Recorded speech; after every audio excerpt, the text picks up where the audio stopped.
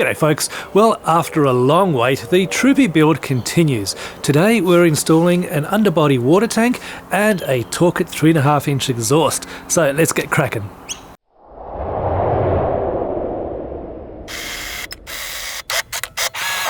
Alright, so this is the water tank. I've been waiting quite a long time to receive this. It's finally turned up.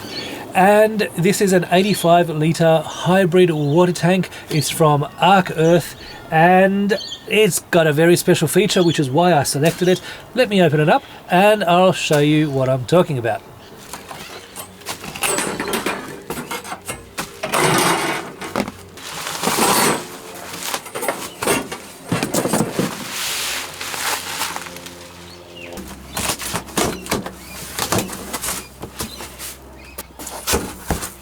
Ooh! Oh, that's nice.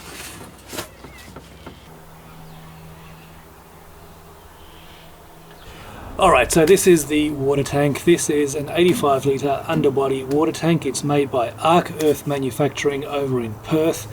And it is rather unique because this is known as a hybrid water tank. It's a new product from Ark Earth. And it is basically two water tanks in one. So on this side you have a 70 litre cold water tank, and on this side you have a 15 litre hot water tank. Now it's all insulated, so the idea is that rather than having an electric hot water boiler inside the vehicle, it's bad for a couple of reasons. One, it takes up a lot of space. Two, you've got your weight above the chassis up high, and that's not good. And the third thing is it's in the way. I don't want water inside the cabinets. So this solves everything because all your water is underneath the floor between the chassis rails, so your centre of gravity is nice and low, and the heating element is inside the hot water tank.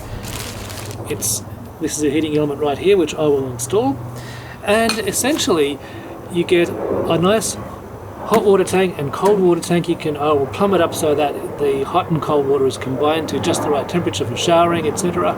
And it's out of the way and it doesn't consume any space from within the Troopy itself. And of course you can use the full 85 litres for cold water if you wish. So it is a fantastic solution, I think. I can't wait to install it. Now, one of the things that I've chosen, oh by the way, it comes with these water level sensors. These are Weimer water level sensors, one for the hot, one for the cold. It comes with a nice little control unit to turn it on or off and see the temperature. And of course a whole bunch of nuts and bolts to mount it. No instructions, but it should be fairly straightforward.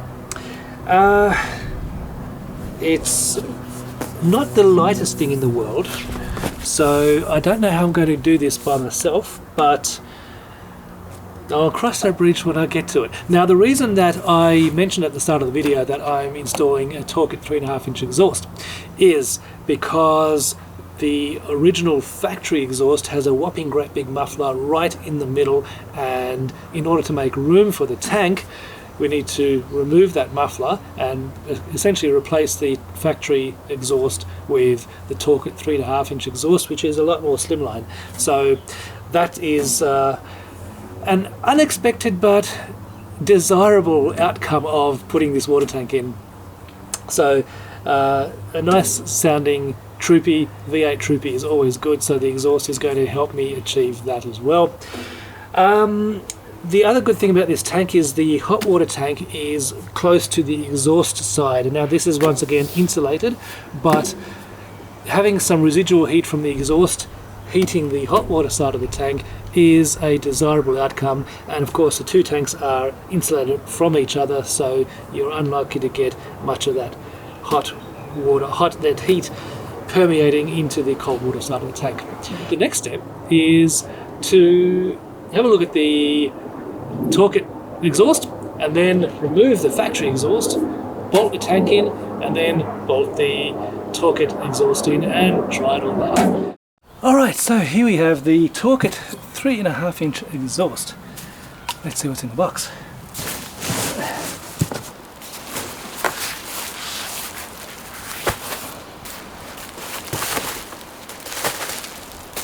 Right, well I really hope that this box contains instructions. Oh, we're in luck. I've never done anything like this before, so wish me luck.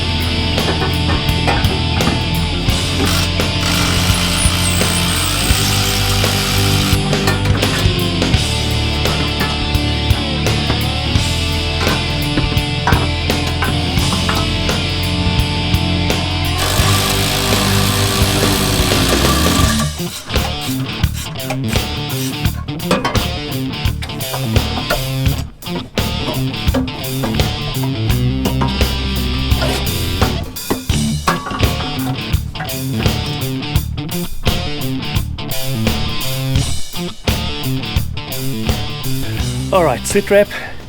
I've managed to get the exhaust out. It comes in 1, 2, 3 pieces, and it was harder than I expected. Now, when I had a look on YouTube to see how other people have done this, most people say removing the exhaust and fitting the Torqit exhaust took them about 2 to 2.5 hours. Well, this is the first time I've done this, and this alone, just removing the Toyota exhaust, took me let's say about 3 hours. So it's now getting late in the day, but I think the next step will be to work out how to mount the water tank and then position it underneath the car, raise it up, bolt it into place, and then after that install the Torqit exhaust. Now, the guy from Ark Earth said it is far easier to install the water tank without the exhaust, that section of exhaust being there. As I said earlier, the reason that you need to remove the factory exhaust because of this whopping great big muffler. The Torqit exhaust is thicker in diameter, but it doesn't have this big muffler in there, so there's more room for the water tank. So I guess that's the next step. So before I install the water tank, there's actually a few things I need to do. So the water tank has several inputs, outputs, and this is actually upside down. It goes the other way around. This is the bottom, this is the top, and underneath here there's 2 threaded holes where I can mount the water level sensors. And there's a heating element that goes in one of these. I have to work out which one. And this tube here is for the brake line, so I have to work out at some point, probably as I'm installing this or before I install it, I'm going to have to work out how to disconnect the brake line, thread it through here, and then reconnect that. So there's a fair bit of work. I reckon this is going to take me 2 days to do the whole lot. The upside of doing this myself is I get really familiar with the underside of my car, and I know how all the components work, especially the water tank and the plumbing and the electrical side of things, and of course the exhaust. So it's a little bit of extra experience gained, but I'm saving a lot of money by doing it myself. Alright, so this is the top of the tank. This is the hot water tank, this is the cold water tank, and there is a hole which is covered up at the moment. This is where the water level sensor is going to go. This is what it looks like. It's called a Wimmer sender, and basically this little floaty floats up and down, and there must be some kind of resistance or some kind of way of measuring where this is at, and it sends a signal back to a gauge somewhere. So let's install this.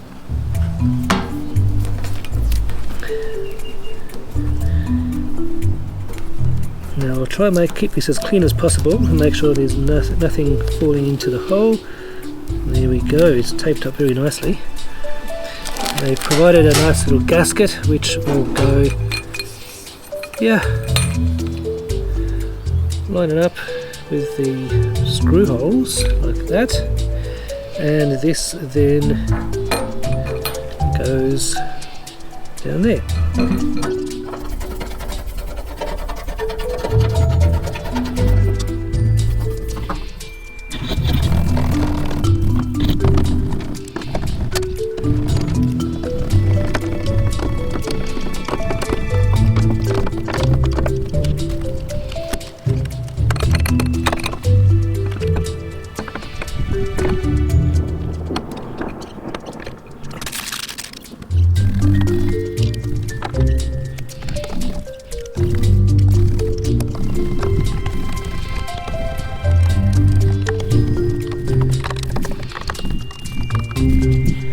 This is where the heating element goes.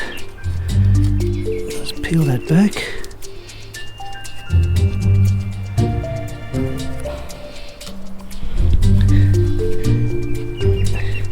And this is the heating element, and it's going to go in there. But first I need to put some tape around here, some plumber's tape.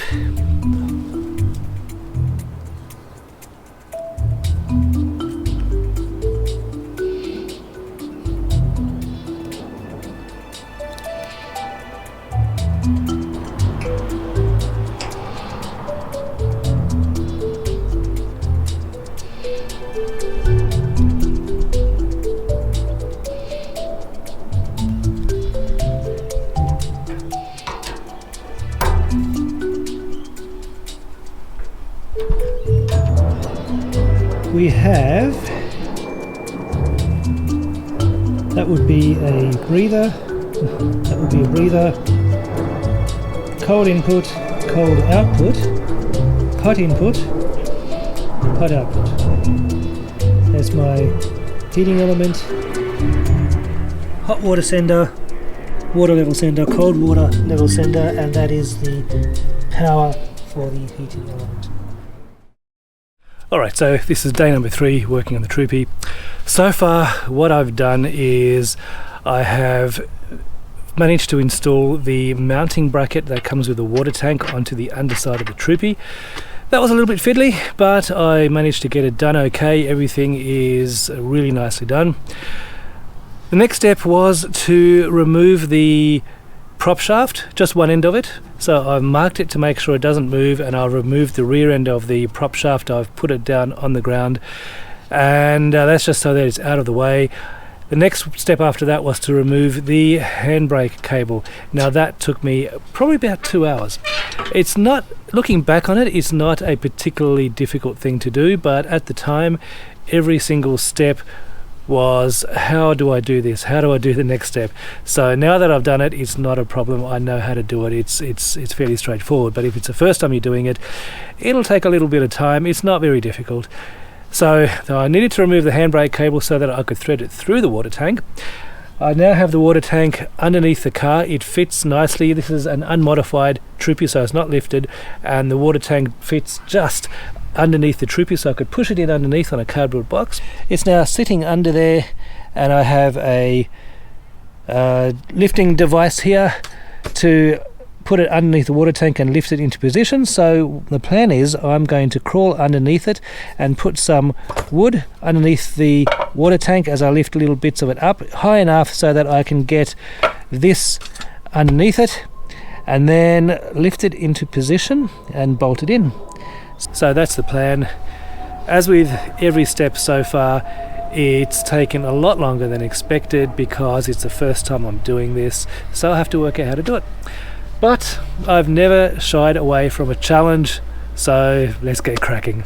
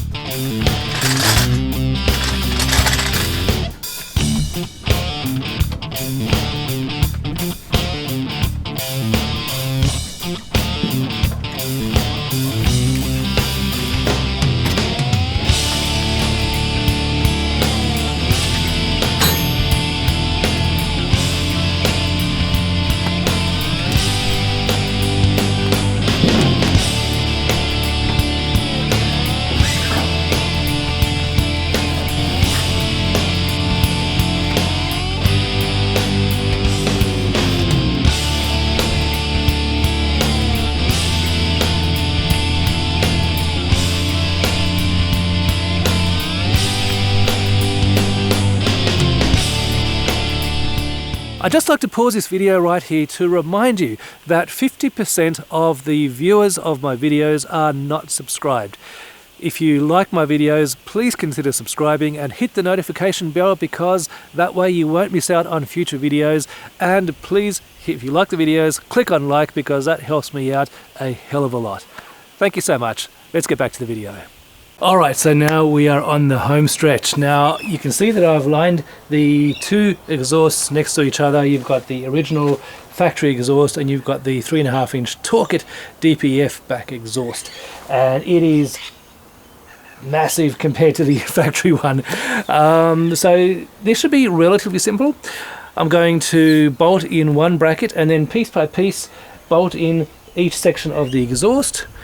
Apparently in some locations the tolerances are pretty tight, so you have to be very, very precise, especially when you're routing the exhaust past the side steps. So we'll see how that goes, but it should be fairly straightforward from here on. So let's get cracking.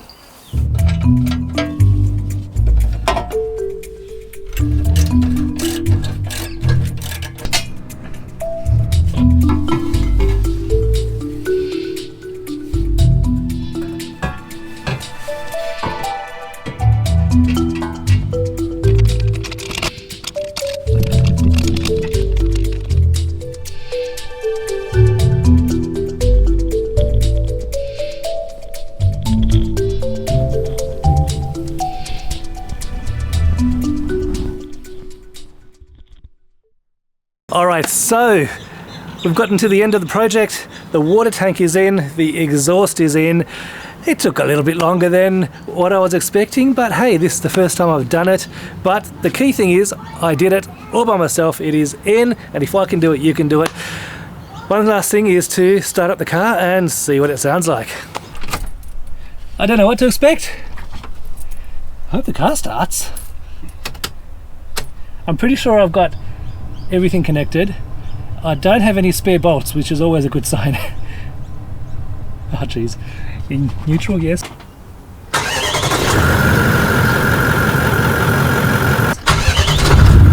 Oh!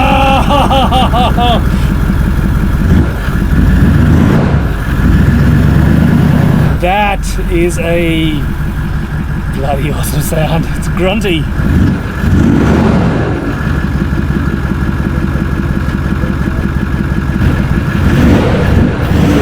That is a nice sound.